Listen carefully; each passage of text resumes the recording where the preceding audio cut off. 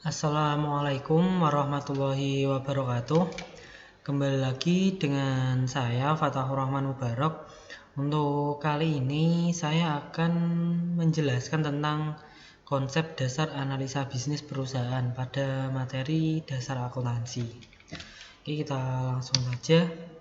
Nah, di sini ada agenda yang akan kita bahas. Yang pertama ada konsep dasar akuntansi dan analisis laporan keuangan.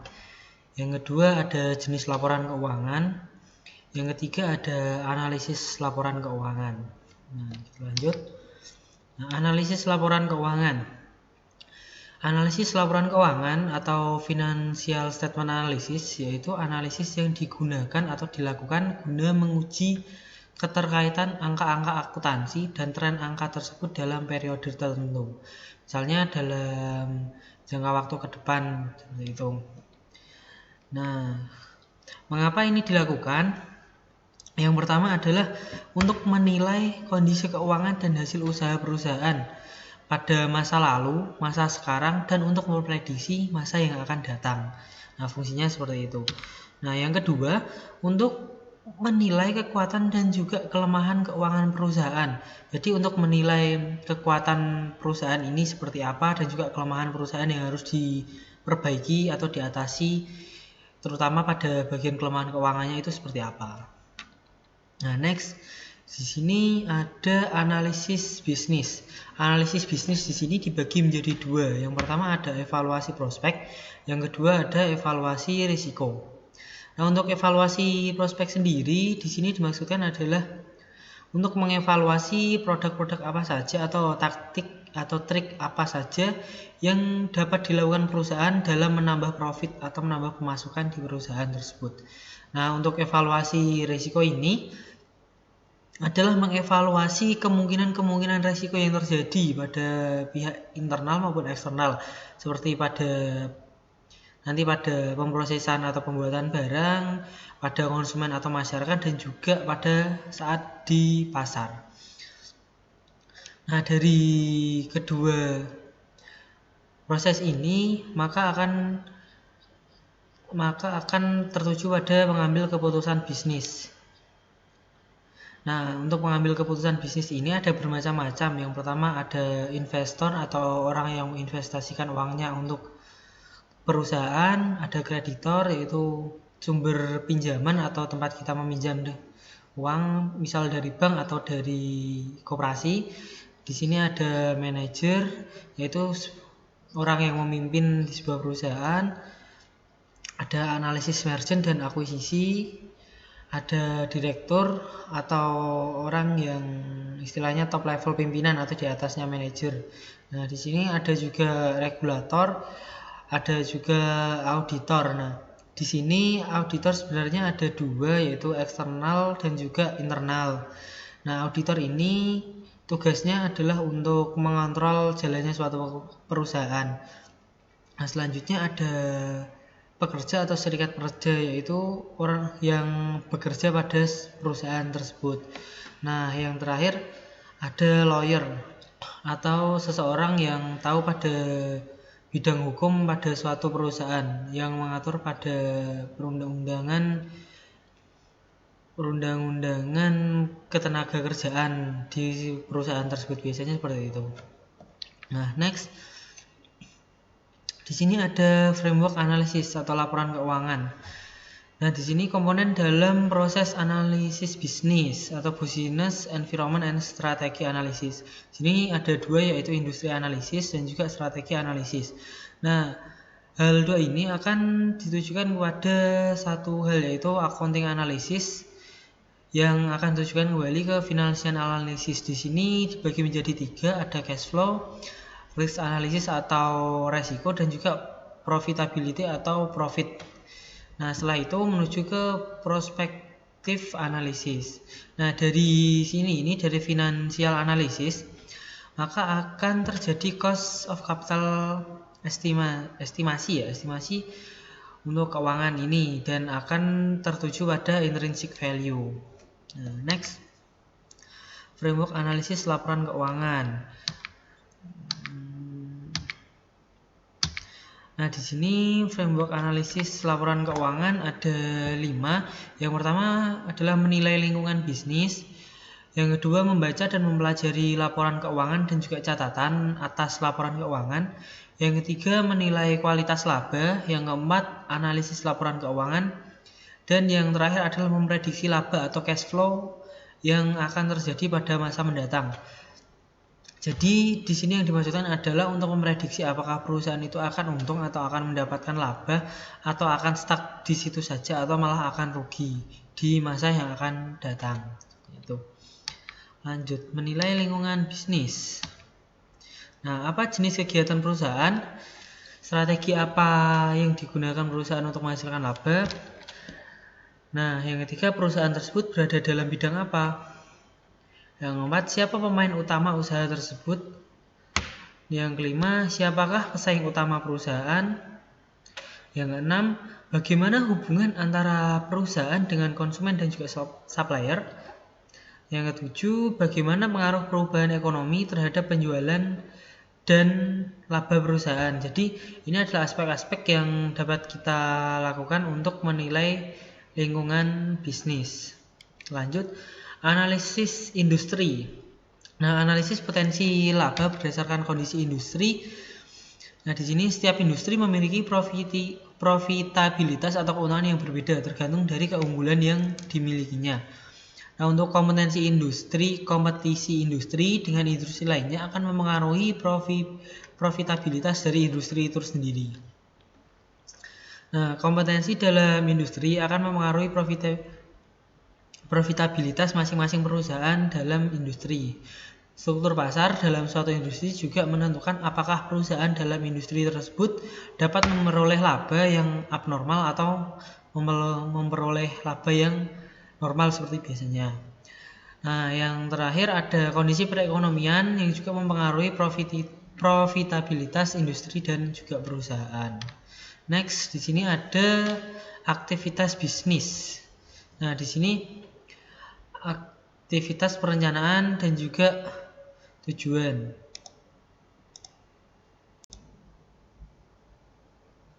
Nah, di sini untuk yang dianalisis nantinya ada pricing atau penentuan harga. Selanjutnya ada strategi atau strategi apa yang akan dilakukan oleh perusahaan supaya mendapatkan profit yang tinggi. Nah, yang selanjutnya yang ketiga ada promosi. Ini adalah sebuah cara atau sebuah dari strategi perusahaan untuk memasarkan produknya, bisa melewat televisi, bisa lewat media massa atau lewat sekarang ada banyak diposting di sosial media juga. Nah, yang selanjutnya ini yang keempat ada proyeksi perusahaan kedepannya nanti seperti apa. Nah, yang kelima ada tantangan. Tantangan di sini yang dimaksudkan adalah tantangan suatu perusahaan dalam menjual produknya ke masyarakat, yaitu nanti ada atau terjadi tantangan apa saja. Nah, di sini ada opportunities atau peluang. Nah, di sini perusahaan juga akan menganalisa peluang-peluang apa saja yang bisa terjadi atau bisa meningkatkan penjualan produknya. Nah, di sini ada juga kinerja manajemen atau nanti ini berhubungan dengan sistem informasi manajemen juga ya. Nah, di sini ada distribusi atau proses pengiriman data atau proses pengiriman barang atau proses dari misalnya dari perusahaan akan dikirimkan ke gudang sini, nanti akan diteruskan ke pasar-pasar dan akhirnya sampai ke konsumen atau ke masyarakat seperti itu. Nah, di sini selanjutnya adalah permintaan pasar. Permintaan pasar di sini yaitu berpengaruh dari konsumen ke peminatan konsumen. Nah, jika konsumen di daerah ini minat ke produk A, maka permintaan pasar ini pasti akan lebih besar produk A. Nah, jika sebaliknya, jika di suatu daerah produk B masyarakatnya lebih suka, maka permintaan pasar yang besar adalah produk B seperti itu. Nah, untuk kompetisi ini Kompetisi di sini yang dimaksudkan adalah kompetisi suatu perusahaan dalam menjual produknya yang sama dengan produk dari perusahaan lain. Nah, di sini yang harus hati-hati yaitu jika suatu perusahaan ini akan ada konsumen yang mengalami kekecewaan dan tidak memenuhi titik terangnya, maka kemungkinan besar konsumen tersebut akan pindah ke perusahaan yang lainnya. Itu. Oke. Selanjutnya faktor yang menentukan profitabilitas. Nah, di sini ada value among existing farm, ada trade of new extracts, ada trade of substitutes product. Nah, di sini yang ada bargaining power of buyer, ada bargaining power of supplier. Di sini yang dimaksudkan tadi yaitu di sini rivalry among ada industri grow dan juga lain-lain, ini tentang perkembangan industri tersebut. Nah, untuk yang trade of new strengths yaitu berhubungan dengan distribusi akses, yaitu nanti distribusi produk-produk perusahaan ini seperti apa. Nah, untuk yang ketiga trade of substitutes product, ini hubungannya dengan persaingan harga dan juga daya beli masyarakat. Nah, untuk selanjutnya ada bargaining power of buyer. Nah, di sini berhubungan langsung dengan para pembeli, yaitu berapa banyak pembeli yang membeli produk ini dan juga seberapa jauh jangkauan dari distribusi produk ini. Nah, untuk yang terakhir ada bargaining power of supplier, ini berhubungan dengan supplier atau ulak barang atau istilahnya ulaan produk yang sebelum diproses perusahaan nanti, mulai dari harga, perbedaan dan juga volume per bayarnya juga. Nah, ini semua masuk pada industri atau memengaruhi industri profitability atau profit dalam industri yang dijalankan tadi. Next. Nah, di sini ada analisis keuangan atau financial analysis. Proses untuk mengevaluasi posisi keuangan dan kinerja dengan menggunakan laporan keuangan. Nah, di sini yang pertama ada analisis profitabilitas atau evaluasi pembelian investasi. Yang kedua ada analisis risiko, evaluasi risiko dan kemampuan membayar. Yang terakhir ada analisis arus kas, itu evaluasi sumber dan penggunaan dana. Nah, di sini alat yang digunakan dalam analisis ini adalah analisis rasio dan juga analisis arus kas. Nah, yang akan memunculkan risiko akuntansi nantinya. Next, prospective analysis. Yang di sini yang pertama ada proses to forecast cash future payoff. Nah, selanjutnya ada business environment dan strategi analisis. Selanjutnya ada accounting analysis. Nah, setelah itu ada financial analysis dan yang terakhir intrinsic value. Nah, aktivitas bisnis. Aktivitas bisnis di sini ada dua, yaitu aktivitas investasi dan juga aktivitas pendanaan.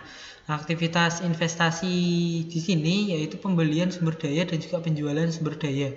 Nah, untuk aktivitas pendanaan ini seperti pendanaan pemilik atau equity dan juga non pemilik atau liabilities. Nah, di sini antara aktivitas pendanaan dan juga aktivitas investasi ini harus imbang ya. Yaitu investasi harus sama dengan pendanaan. Harus imbang dengan pendanaan. Kita lanjut. Aktivitas bisnis. Aktivitas bisnis di sini ada 3. Yang pertama aktivitas investasi, aktivitas perencanaan dan juga aktivitas pendanaan. Nah, untuk ketiga aktivitas ini akan terjadi atau membuka aktivitas operasi, yaitu pendapatan dan biaya dari penyelenggaraan kegiatan produksi dan pemberian jasa. Next, laporan keuangan.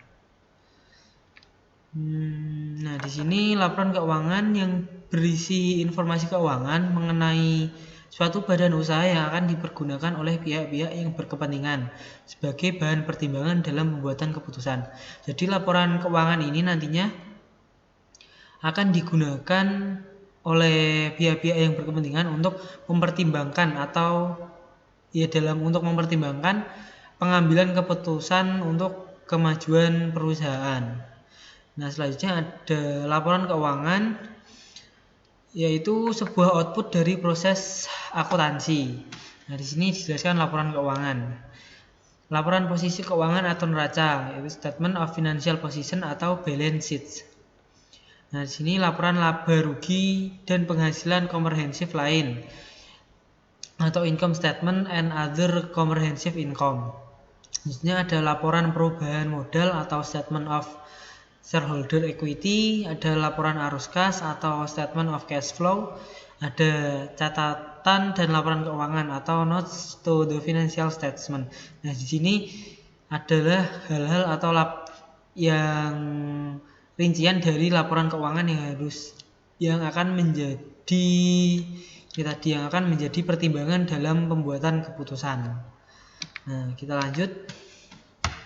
Laporan keuangan dan aktivitas bisnis. Nah, di sini laporan keuangan dan aktivitas bisnis akan diplanningkan menjadi 3. Yang pertama ada investing atau investasi, ada operating atau operasional nantinya, dan juga financing atau finansialnya. Nah, di sini untuk investing di sini ada current, ada cash, account receivable, investment, marketing, securities, dan yang non current ada land, building and equipment, patent and investment atau investasi. Nah, untuk yang operating atau proses menjalankannya, nah yang di operating ini yaitu berhubungan dengan sales, cost of goods sold, selling expense, administrasi expense, interest expense, income tax expense. Nah, selanjutnya ada financing berhubungan atau caranya ada not payable, account payable, ada salaries payable, ada income tax payable. Nah, dari sini nanti ada masuk ke net income atau income statement, ada cash flow, ada aset, dan sini di liabilities and equity-nya ya harus balance sheet. Nah, setelah balance sheet ini, dari sini akan statement cash flow menjadi statement of shareholder atau equity. Nah, kita lanjut. Sini informasi tambahan selain laporan keuangan. Nah, jadi selain laporan keuangan akan ada informasi tambahan. Nah, di sini dari diskusi manajemen atau MDA, laporan manajemen, laporan audit, tambahan penjelasan atas catatan LK, informasi tambahan, dan yang terakhir ada proxy statement. Nah, dari sini semua bersumber atau sumber informasinya dari laporan tahunan, laporan keberlanjutan, laporan realisasi anggaran, laporan kontrak manajemen, dan key performance indikator, ada announcement perusahaan, dan juga website. Nah, jadi selain laporan keuangan tadi akan ada laporan-laporan ini yang diambil atau dari sumber ini tadi. Nah, kita lanjut. Akuntansi keuangan dan manajemen. Nah, di sini akuntansi ada dibagi menjadi 2, akuntansi keuangan dan akuntansi manajemen. Akuntansi keuangan di sini yaitu laporan keuangan dan pengungkapannya. Nah, untuk akuntansi manajemen adalah rencana, anggaran, dan juga laporan kerja unit. Di sini akuntansi keuangan membawahi pemakai eksternal, yaitu investor, kreditor, supplier, pelanggan, dan juga lain-lain. Untuk akuntansi manajemen membawahi pemakai internal, yaitu mulai dari manajer untuk tujuan pengelolaan perusahaan, misalnya seperti itu. Kita lanjut.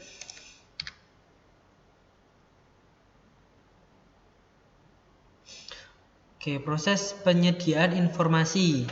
Nah, yang pertama identifikasi stakeholder. Nah, stakeholder di sini ada 2 pihak, dari pihak internal maupun eksternal. Nah, dari pihak internal ada pemilik, manajer, dan juga pegawai. Untuk bagian eksternalnya atau pihak eksternal akan ada pelanggan, kreditor, dan juga pemerintah. Pemerintah di sini fungsinya untuk mengatur undang-undang ketenagakerjaan dan juga undang-undang di bisnis yang dijalankan seperti itu. Nah, untuk yang kedua, ketahui kebutuhan informasi stakeholder, yaitu kita harus mengetahui kebutuhan atau informasi-informasi dari stakeholder. Nah, selanjutnya rancang sistem informasi akuntansi untuk memenuhi kebutuhan stakeholder. Jadi, perusahaan juga harus merancang sistem informasi akuntansi untuk memenuhi kebutuhan dari stakeholder tersebut. Nah, dari yang ketiga ini, untuk akan berada atau menuju sistem informasi akuntansi yang di sini juga terjadi dengan tambahan catat data ekonomik dari aktivitas bisnis. Jadi aktivitas bisnis yang dilakukan harus ada catatan ekonomik atau catatan ekonominya. Nah, dan juga yang terakhir, yang kelima, ada siapkan laporan akuntansi untuk stakeholder. Jadi setelah masuk sistem informasi akuntansi ini akan disiapkan atau akan dibuatkan laporan akuntansi yang nantinya akan dilaporkan atau diberikan ke stakeholder ini dari pihak internal maupun pihak eksternal.